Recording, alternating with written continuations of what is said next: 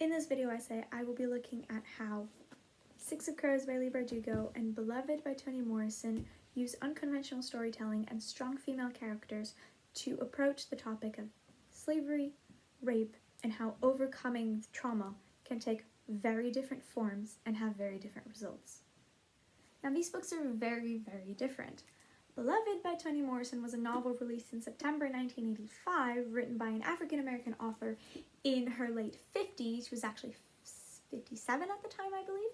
And it follows the character of Setha and her journey through slavery and past slavery. It is told in a very nonlinear fashion, actually jumping from points of view and timelines rather abruptly and without warning, often leading readers to be very confused until they realize that they are no longer in the same place, no longer in the same time, and no longer reading from the same character.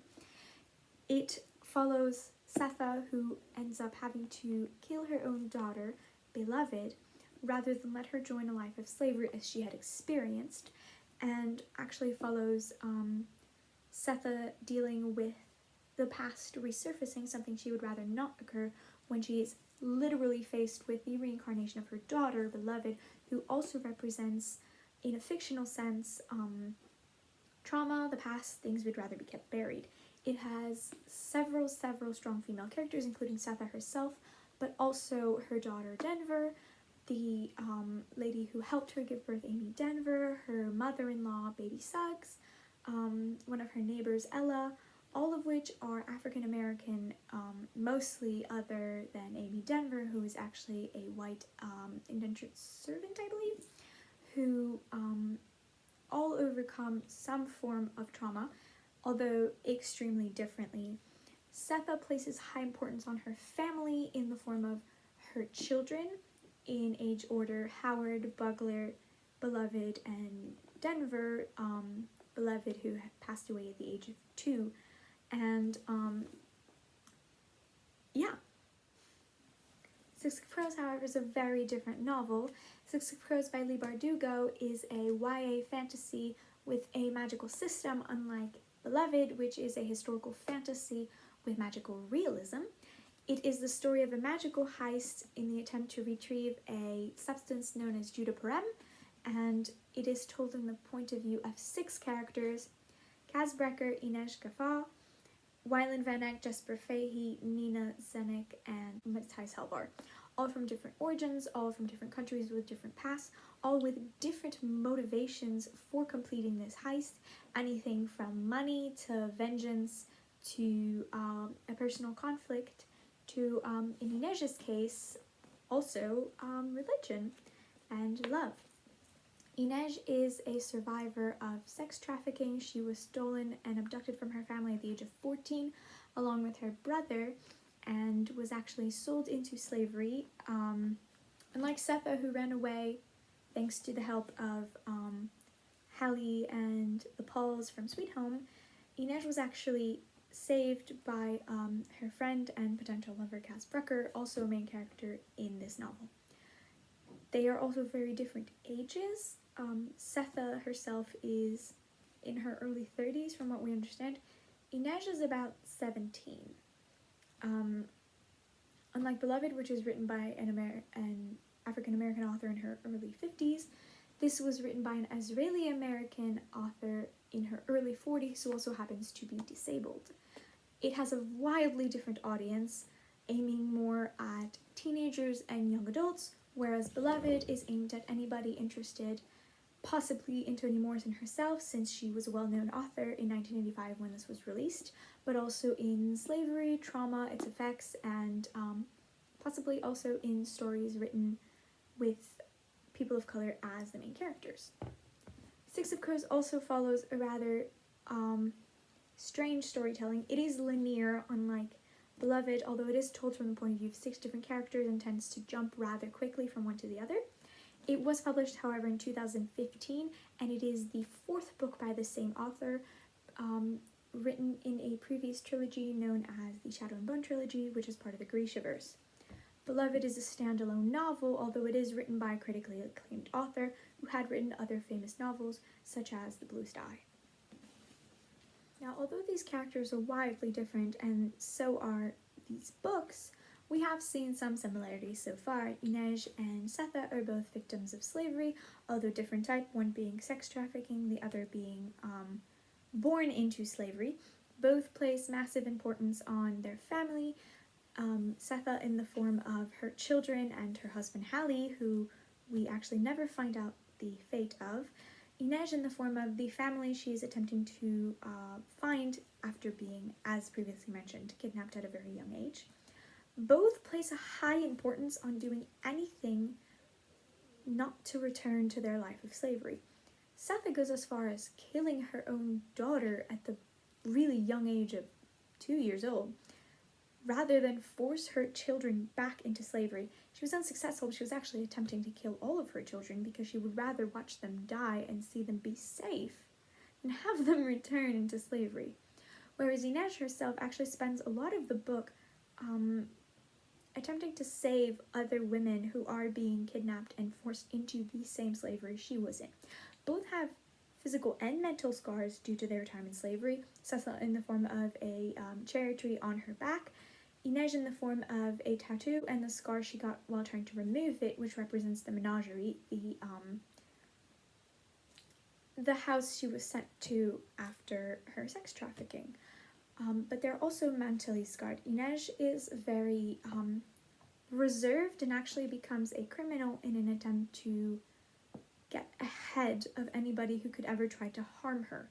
She takes advantage of the things that were considered beautiful about her, like her very dark skin. She's actually also a character of color, although she is based on Indian American characters. She would be from this novel originally from a Suli character, which is based on India, where Setha is an African American character. While Setha becomes what would be considered a recluse and attempts to protect herself and her daughter from the outside world. The outside world, which also happens to hate her. So how do these books use this unconventional storytelling and their strong female characters to tell these stories? And how do these seemingly very different books tackle the same topics? Well, let's start with the unconventional storytelling, shall we?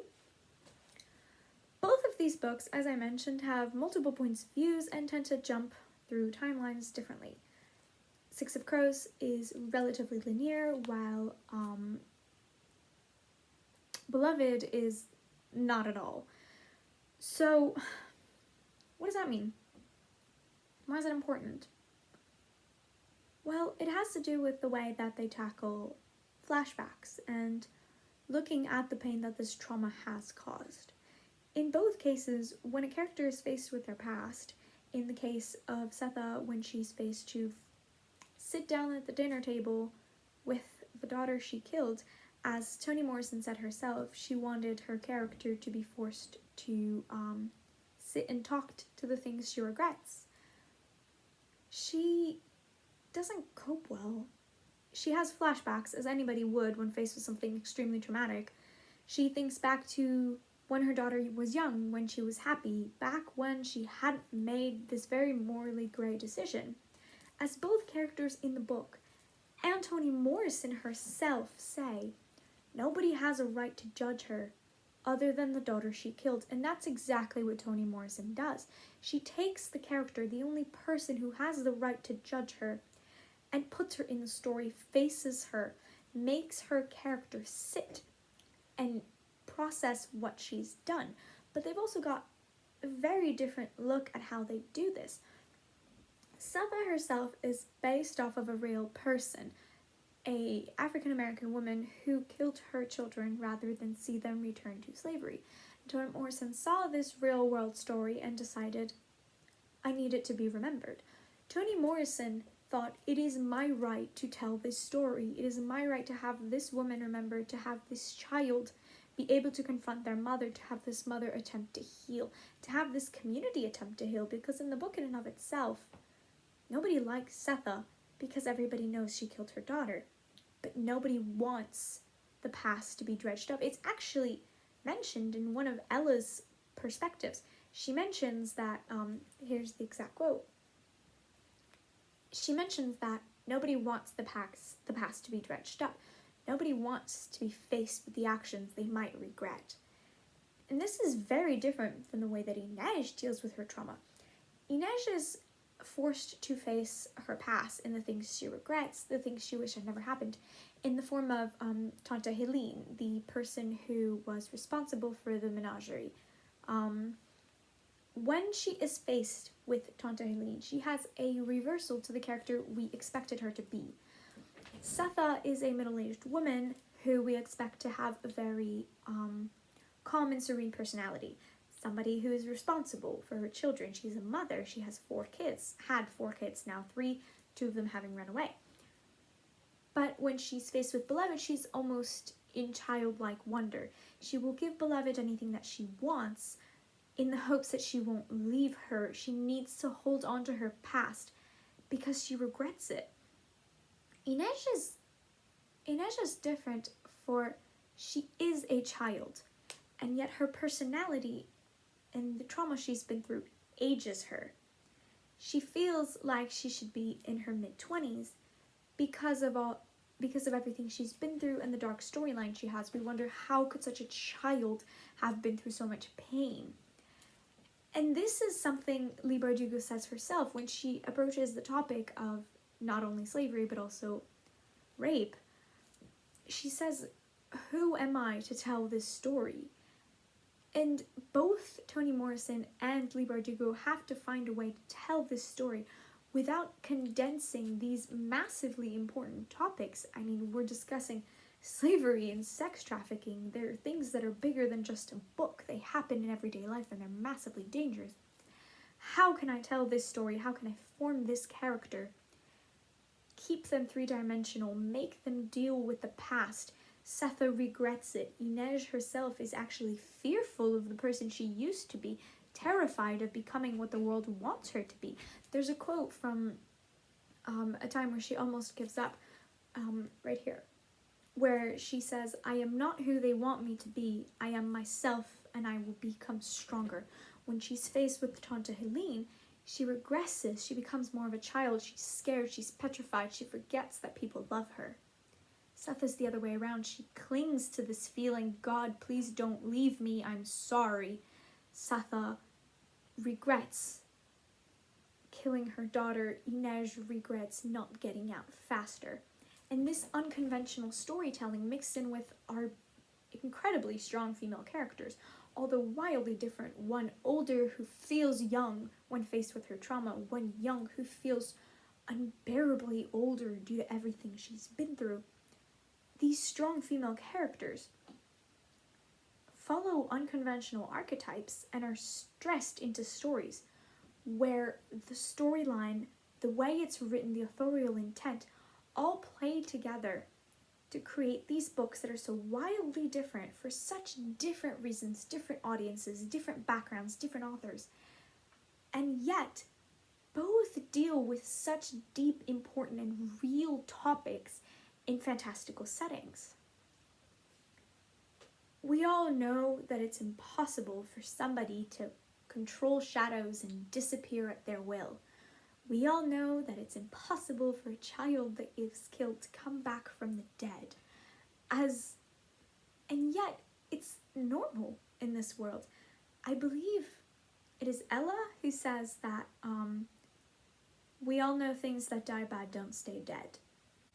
And that's true for the storyline of Beloved, for the storyline of the character of Beloved herself, but also for the concept of the past.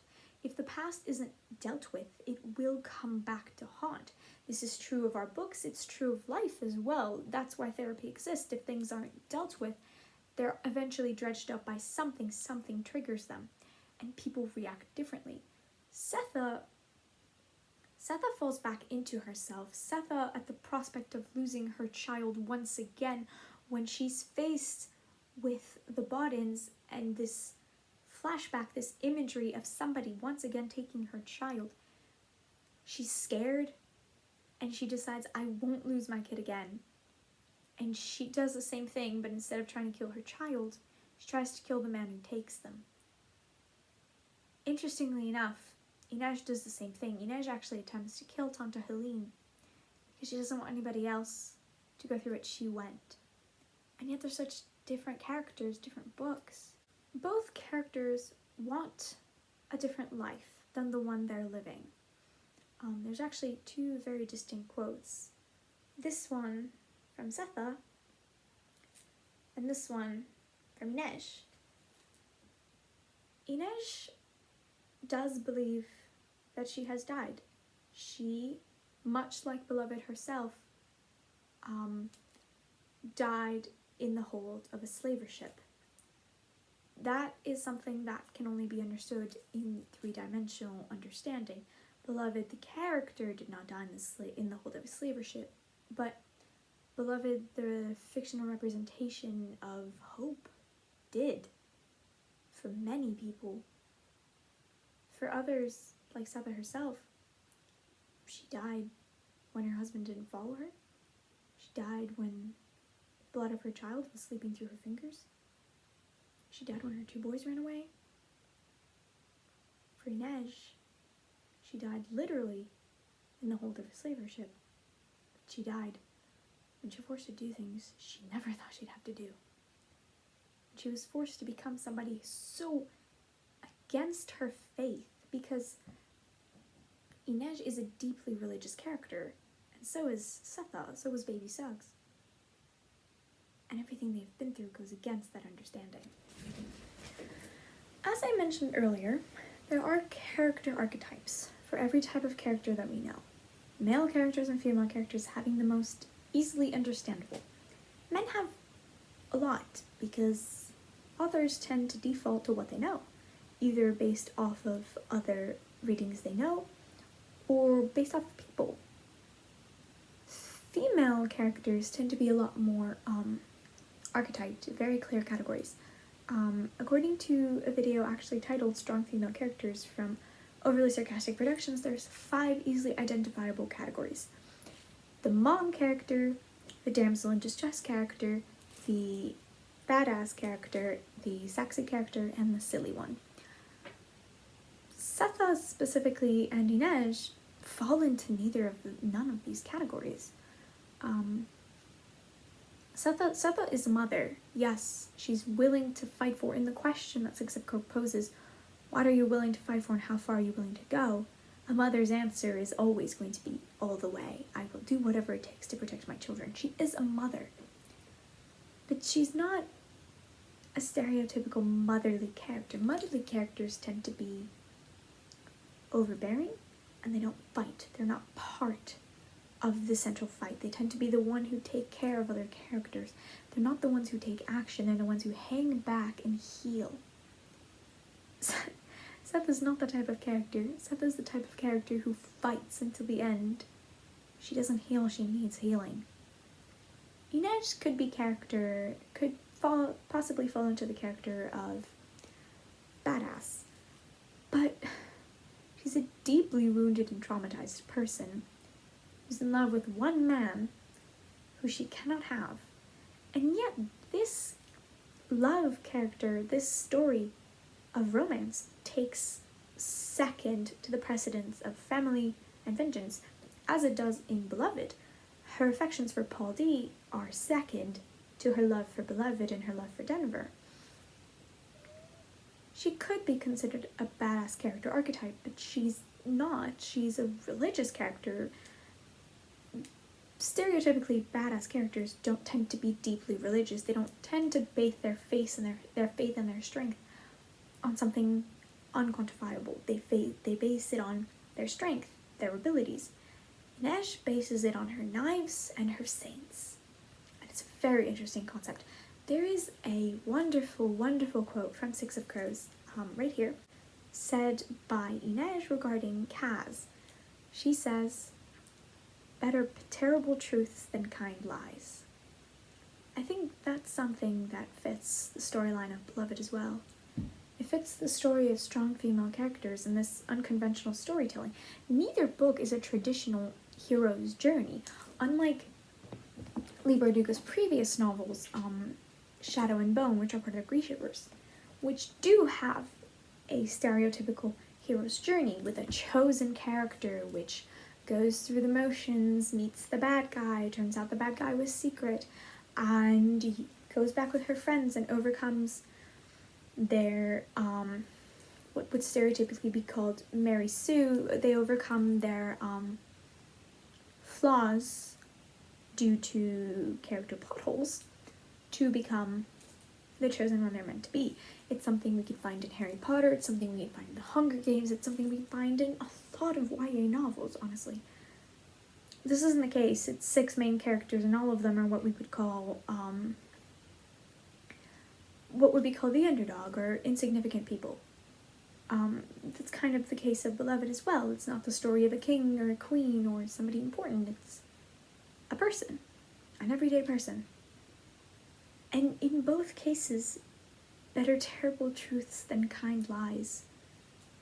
It's better to know the world around you and know what you're going to need to overcome it than live in an idealistic world of glee and be unprepared for what the world has for you. And this is something Denver experiences when she leaves 124 Bluestone Road for the first time. She's having a conversation with herself and with her dead grandmother, Baby Suggs. And Baby Suggs has often told her, "You can't stop white people." The actual quote is right here. And she says, "Yes, that's something to know. Know that no matter where you go, they can find you and they can kill you. But you have to move over. You have to move past it and be strong. You have to go out and get the help you need." That's a reality Setha has lived with since men, white men, made her kill her family, raped her. It's something Inej lives with every day, the knowledge that any moment she could be sent back into this past that she so fears. She knows that every day she walks the streets of Ketterdam is another day she could be sent back. But she does it anyway, because these strong female characters together allow for such an unconventional storytelling and therefore manage to encompass the broad and almost hard to comprehend, almost abstract topics of rape and slavery and trauma, and take them and fit them into such concrete characters that even somebody who hasn't experienced it themselves can know what it's like to fear, can know what it's like to need to fight, to survive. Even somebody who themselves hasn't been a victim of such atrocious acts, of such dehumanizing conditions, can understand why it's better. Why better terrible truths than kind lies. And that is why Toni Morrison's Beloved and Leigh Bardugo's 6 of Crows work together with such different audiences, authors, concepts, genres, topics, and manage to take these 2 amazing characters and approach these almost ununderstandable concepts. Thank you.